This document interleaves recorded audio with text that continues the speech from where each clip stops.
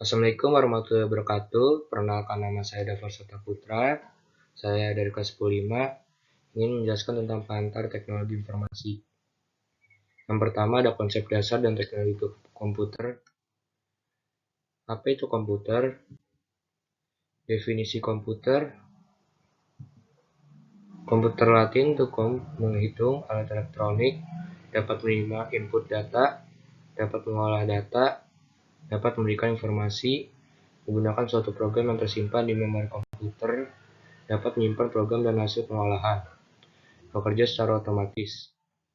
Komputer secara umum, menurut Bernhard Concept Dictionary of Etymology, komputer bahasa Inggris pada tahun 1646 untuk orang yang mengalkulasi mendekati 1897 dipakai untuk alat kalkulasi mekanis.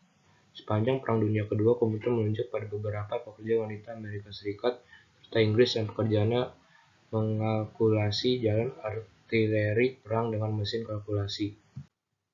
Komputer secara umum, pengertian komputer mengalami perubahan.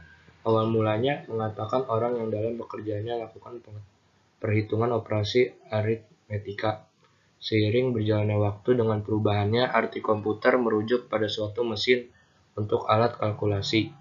Komputer di zaman modern mengarah ke suatu rangkaian elektronik yang dapat melakukan banyak pekerjaan serta banyak manfaat. Konsep hardware, software, firmware.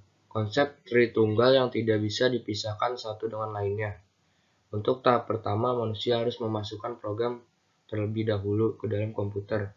Setelah program tersimpan di dalam komputer, komputer baru bisa bekerja untuk membantu manusia menyelesaikan persoalan ataupun pekerjaannya.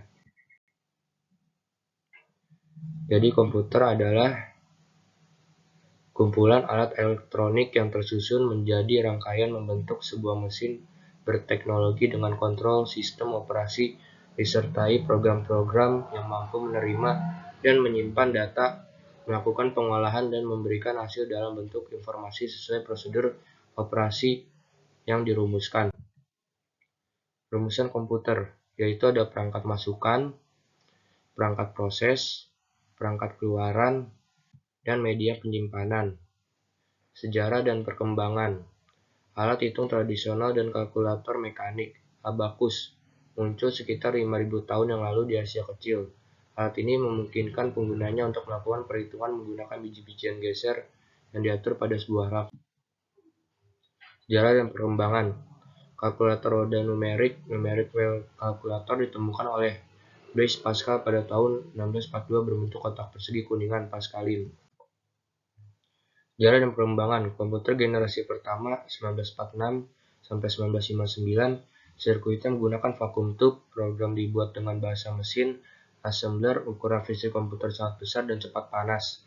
Proses kurang cepat dan kapasitas penyimpanan kecil, memerlukan daya listrik yang besar.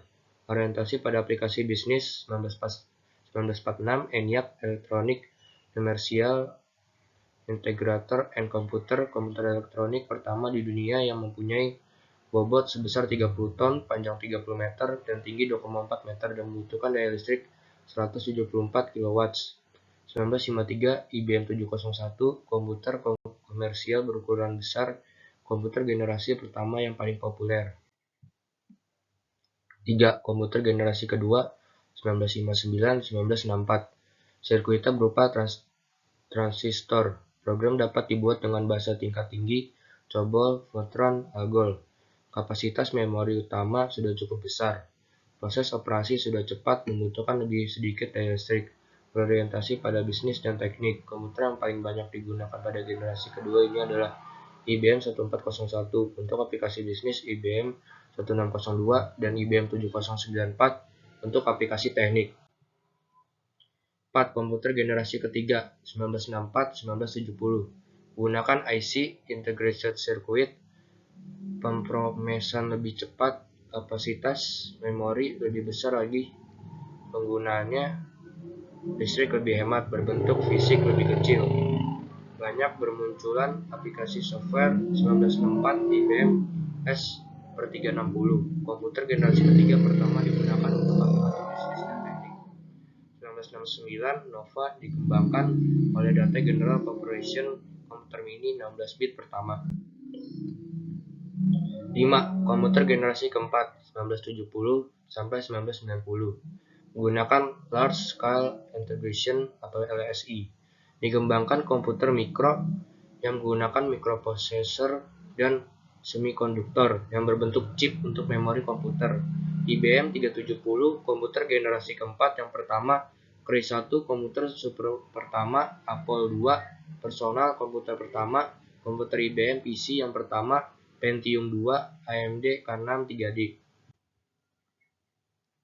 6. Komputer generasi kelima sejak 1990-an. Menggunakan Very Large Scale Integration atau VLSI, adanya mikroprosesor dan semikonduktor.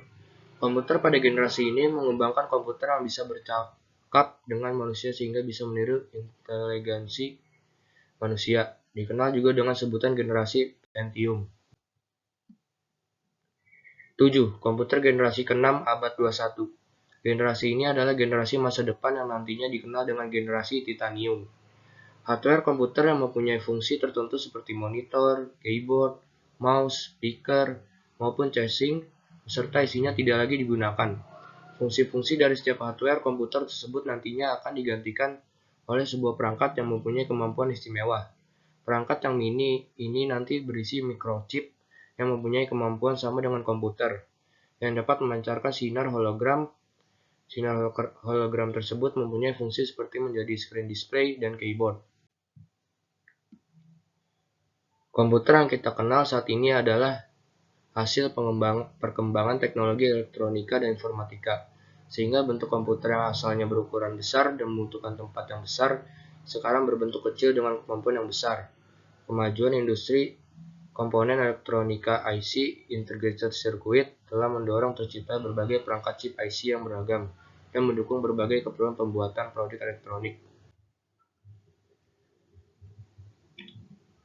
Manfaat komputer. 1. Komputer sebagai sarana mempermudah kerja. Yang kedua, komputer sebagai sarana komunikasi. Yang ketiga, komputer sebagai alat hiburan. Yang keempat, komputer sebagai alat pendidikan. Yang kelima, komputer sebagai sarana informasi. Yang keenam, komputer sebagai sarana usaha. Yang ketujuh, komputer sebagai sarana kontrol. Yang kedelapan, komputer sebagai sarana alat kesehatan. Kerugian penggunaan komputer. Pertama, membuat lupa waktu dan boros listrik. Yang kedua, komunikasi menjadi hampa. Yang ketiga, menimbulkan penyakit. Yang keempat, membuat malas beraktivitas. Yang kelima, penyalahgunaan masalah keuangan. Yang keenam, membuat anak meniru kejahatan baru. Yang ketujuh, penyalahgunaan tindak kriminal asusila. Yang kedelapan, timbul pengangguran karena tidak semua orang bisa menggunakan komputer dan membutuhkan keahlian khusus. 9. Muncul perilaku individualitis, tergantungan dan perilaku egoisme. 10. Apabila pengguna melakukan kesalahan, komputer akan melakukan kesalahan tersebut. Sekian dari saya. Wassalamualaikum warahmatullahi wabarakatuh.